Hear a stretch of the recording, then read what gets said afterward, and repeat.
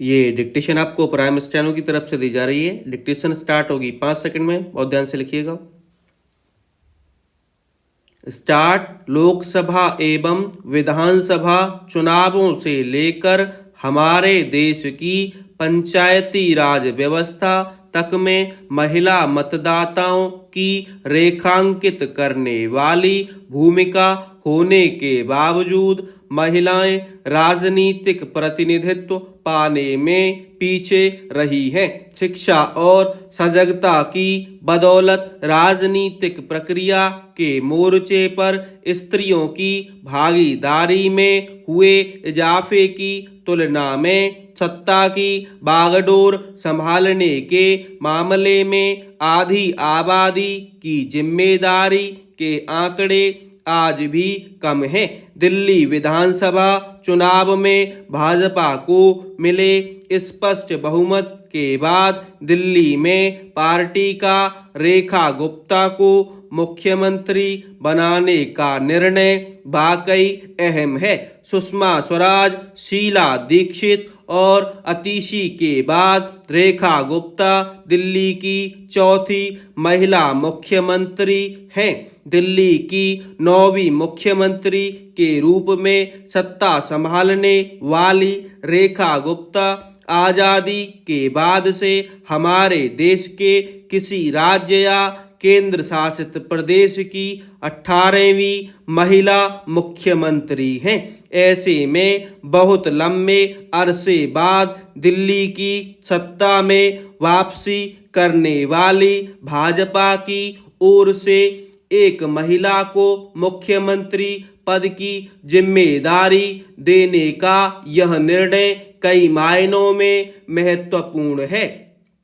सामाजिक परिवेश में भी महिलाओं का सत्तासीन होना आधी आबादी की शिक्षा, सुरक्षा, सम्मान और सामाजिक पारिवारिक मोर्चे पर बेहतरी से जोड़कर देखा जाता है। महिला प्रतिनिधित्व को बढ़ावा देने का यह फैसला महिला नेतृत्व के प्रति बदलते सोच और सहज स्वीकार्यता की वानगी है।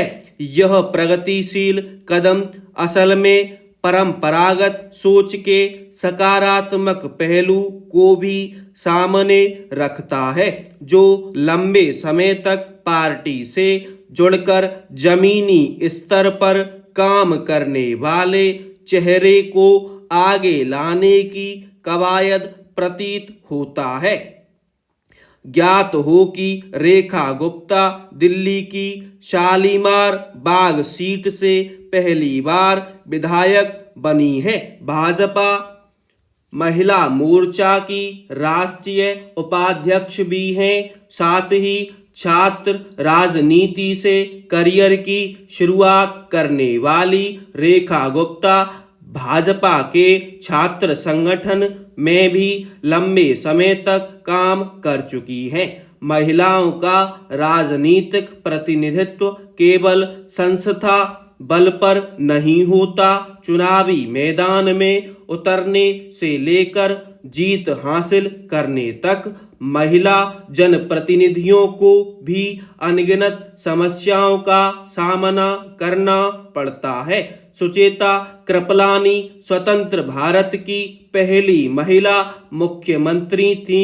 असल में महिला प्रतिनिधित्व महिला वोटर्स को जोड़ने में भी प्रभावी भूमिका निभाता है। इस बार दिल्ली विधानसभा चुनावों में भाजपा को महिला मतदाताओं का मुखर समर्थन भी मिला था। यही कारण है कि निर्णयकारी भूमिका के लिए महिला चेहरे का चयन व्यवहारिक रूप से भी एक अहम फैसले के रूप में देखा जा रहा है, जो न केवल अगली पीढ़ी की उम्मीदों को बल देने वाली बात है, बल्कि स्त्री शक्ति के प्रतिनिधित्व के लिए पुख्ता आधार तैयार करने से भी जुड़ा है।